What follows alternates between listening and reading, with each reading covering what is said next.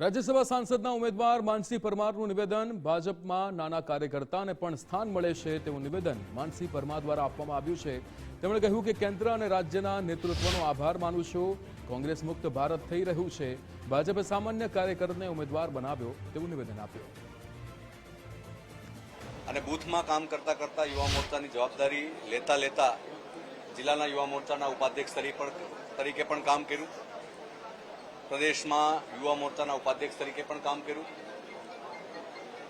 જિલ્લા પંચાયતના સભ્ય તરીકે પણ હું રહી ચૂક્યો છું। ભારતીય જનતા પાર્ટીએ મને ગીર સોમનાથ જિલ્લાના મહામંત્રી તરીકે પણ જવાબદારી આપેલી। 2020માં જિલ્લાના અધ્યક્ષ તરીકે પણ મને જવાબદારી મળેલી અને પાર્ટી દ્વારા 2022માં મને વિધાનસભા સોમનાથ ઉપરથી લડવાનો મોકો પણ મળ્યો હતો।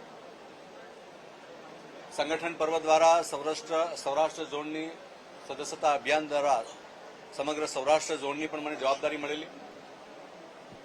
આદરણીય જગદીશભાઈ વિશ્વકર્મા સાહેબના નેતૃત્વમાં જ્યારે નવી ટીમ બની એ નવી ટીમમાં પણ મને ઓબીસી મોરચાના પ્રદેશ અધ્યક્ષ તરીકે જવાબદારી મળી છે।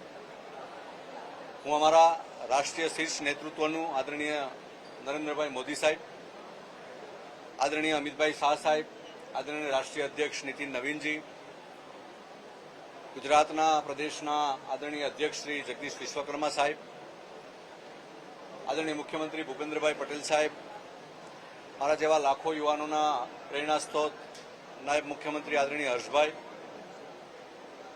સંગઠન મહામંત્રી આદરણીય રત્નાકરજી, આ સૌનો હું હૃદયપૂર્વક આભાર